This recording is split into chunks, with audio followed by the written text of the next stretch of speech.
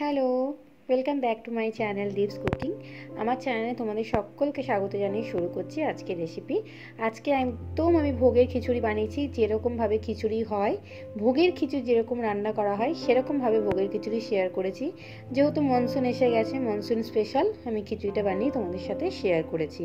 তো সবার ফার্স্টে এখানে যে মুগ ডাল আছে সেটাকে একটু ভেজে নিচ্ছি, শুকনো খোলা একটুখানি ভেজে নিচ্ছি।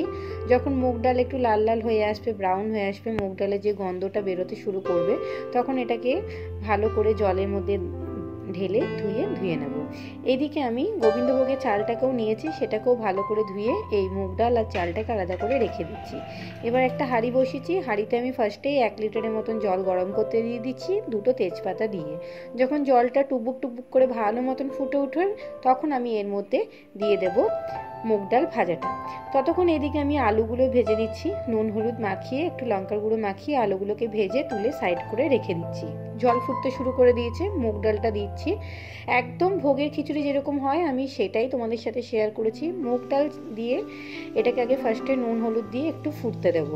হলুদটা পরে দিলেও চলে, কেন বলে হলুদ আগে পড়ে গেলে ডাল সেদ্ধ হতে একটু সময় নেয়, কিন্তু তোমরা ডালে একটু পরেও হলুদ দিতে পারো। তো আমি একটুখানি জাস্ট অ্যারোমার জন্য হলুদটা দিয়েছি। তো আলুগুলো ভাজা হয়ে গেছে, সেই সেম তেলে আমি গাজরগুলোকে ভেজে নিচ্ছি, সেটাও একটু নুন হলুদ মাখিয়ে গাজরগুলোকে ভেজে নিচ্ছি। ভোগের খিচুড়িতে একটু সমস্তটা ভেজে করলে কিন্তু খুব সুন্দর টেস্ট, খুব সুন্দর একটা অ্যারোমা বেরোয়। আমি মটরশুঁটিগুলোকেও ভেজে নিচ্ছি, কিছু কাজু বাদামও ভেজে নিচ্ছি। তোমরা কাজু বাদামটা ঘিয়ে ভাজলেও ভাজতে পারো। মটরশুঁটিটা এটা ফ্রোজেন মটরশুঁটি। এবার ওই সেম তেলে আরেকটু তেল দিয়ে চিড়ে রাখা 2টো কাঁচা লঙ্কা দিয়ে টমেটো দিয়ে দিচ্ছি। টমেটো এখানে 2টো বড় সাইজের টমেটো আমি কুচি করে নিয়েছি। টমেটোটা একটুখানি ভেজে ভাজা করে নিয়ে এর মধ্যে দিয়ে দিচ্ছি আদা বাটা। 1 ইঞ্চির থেকে একটু বেশি আদা নিয়েছি, সেটাকে গ্রেট করে বেটে নিচ্ছি। আর এখানে নুন, হলুদ, ধনে গুঁড়ো, জিরে গুঁড়ো, লঙ্কা, কাশ্মীরি রেড চিলি আর ব্ল্যাক পেপার পাউডার সমস্তটা দিয়ে একটু ভালো করে কষিয়ে নিচ্ছি। যখন এটা থেকে তেল ছেড়ে আসবে, তখন এটা আমি ওই তোমার কি ডালের মধ্যে দিয়ে দেবো। দেখো তেল ছেড়ে গেছে, কষানো হয়ে গেছে। এবার আমি এটাকে আলাদা রেখে আগে চালটাকে দিয়ে দিচ্ছি, কারণ কি ডালটা অর্ধেক সেদ্ধ হয়ে গেছে 50%-এর মতন। এবার গোবিন্দভোগটা দিয়ে দিচ্ছি। এখানে আমি 1 কাপ ডাল আর 2 কাপ চাল নিয়েছি। এবারে সমস্তটা মশলা যা কষিয়েছিলাম সেটাও দিয়ে দিচ্ছি। এবার এটাকে ঢাকা দিয়ে ভালো করে ফুটতে থাকবো। আমি কিন্তু আর কোনো এক্সট্রা জল ইউজ করিনি, একেবারেই যে আমি জল ইউজ করেছিলাম 1 লিটার, সেটাতেই আমার খিচুড়িটা হয়ে যাবে। সমস্ত সবজিগুলো দিয়ে দিলাম যাতে সবজিগুলো সেদ্ধ হয়ে যায়। দেখো অর্ধেকের অর্ধেক সেদ্ধ হয়ে গেছে। যখন পুরো অনেকটা সেদ্ধ হয়ে যাবে, তখনই সেই মুহূর্তে তোমরা এরকম কাজু কিশমিশ আর এই মটরশুঁটিটা দিয়ে দেবে, না হলে পুরো গলে গেলে খুঁজে পাওয়া যাবে না।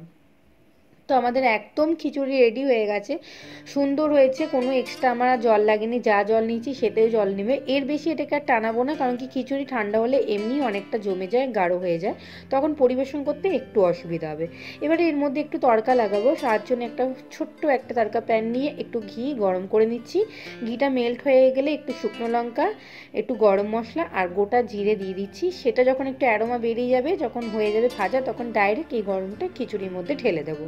ব্যাস, আমাদের একদম ভোগের খিচুড়ি রেডি। এবার ভালো করে এটাকে মিশিয়ে নিয়ে গরম গরম পরিবেশন করার পালা। একটু ধনেপাতাও দিয়ে দিচ্ছি। ব্যাস হয়ে গেল, একদম ভোগের খিচুড়ি হয়েছে কিনা, লাগছে কিনা, এই বর্ষাকালে জাস্ট এরকম গরম খিচুড়ি জমে যাবে। এখন প্রায় ডেলি আমার এখানে বৃষ্টি হচ্ছে, তাই জন্য ভাবলাম চলো একটা ভোগের খিচুড়ি বানিয়ে রেসিপিটা তোমাদের সাথে শেয়ার করা যায়। তার সাথে গরম গরম বেগুন ভাজা, পাঁপড় ভাজা আর এই ভোগের লাবড়া, এই তরকারিটা থাকলে তো জাস্ট জমে যাবে। এখানে ফার্স্ট আমি আচার দিয়েছি, তারপর আচারটা তুলে নিয়ে আমি আবার ল্যাবড়া বানিয়েছিলাম, সেই ল্যাবড়াটাও দিয়েছি। এই ল্যাবড়া রেসিপি তোমরা দেখতে চাইলে আমার ইউটিউব চ্যানেলের আগের থেকেই দেওয়া আছে। এই ভোগের ল্যাবড়া রেসিপিটা একদম যেরকম ভোগে হয়, যেরকম ভোগ তৈরি করবো রান্না করার সময় যেরকম তৈরি হয়ে থাকে, ঠিক সেরকমভাবে আমি এই ল্যাবড়া তরকারিটাও বানিয়েছি। তোমরা এই রেসিপি আমার চ্যানেলে দেখে নিতে থাকতে পারো। তো ভোগের খিচুড়ি, ভোগের ল্যাবড়া একদম ভোগের স্টাইল একদম রেডি, দেখতেই পাচ্ছ। তো চলো ঝটফট আমার চ্যানেলটাকে এরকম সাবস্ক্রাইব করে নাও এখনই, এরকম নিত্য নতুন রেসিপি পাওয়ার জন্য। আজকের মতন তাহলে এতটুকুই, দেখা হচ্ছে পরের রেসিপিতে। টাটা।